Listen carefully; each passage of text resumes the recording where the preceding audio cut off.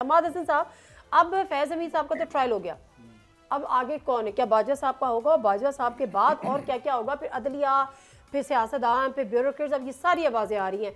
और देरीना मुतालबा जो नून लीग का कि जी साकिब निसार समेत दीगर जजेस का मुतालबा एहतसाब का। देखिए, 3 अहम लोगों को सजाई हुई।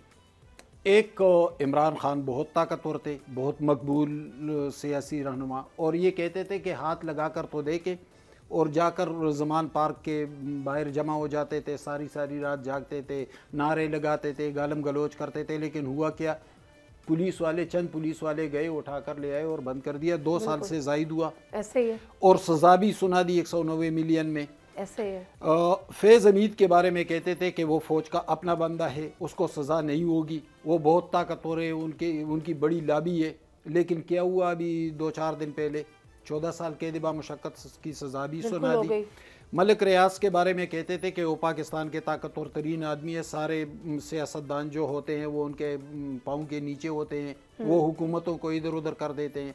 लेकिन वो मलिक रियाज भागा हुआ है कि नहीं भागा हुआ है? उनके खिलाफ नेब में और इधर उधर इंक्वायरीज हो रही है या नहीं हो रही है? उसके बहरिया टाउन के ऑपरेशन रोके गए या नहीं रोके गए?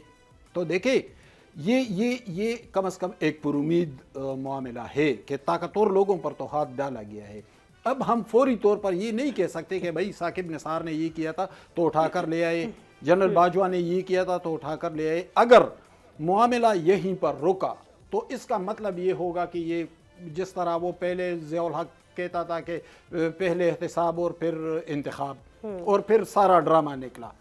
अब मुझे कम से कम, मैं तो ऑप्टिमिस्टिक आदमी हूँ, मुझे तो उम्मीद है कि ये ड्रामा नहीं होगा, मामलात आगे बढ़ेंगे। अगर मामलात आगे तो बढ़ेंगे, लेकिन क्या उन आगे बढ़ने वाले मामलात की जद में बाजवा साहब आएंगे, जनरल बाजवा साहब? तो यही तो मैं कह रहा हूँ, आएंगे। यही तो मैं कह रहा हूँ कि जिस तरह 3 ताकतवर तरीन लोगों पर हाथ डाला गया है तो इस बात के इम्कानात मौजूद हैं। सब्सक्राइब करें और बेल दबाएं ताकि कोई खबर रह न जाए।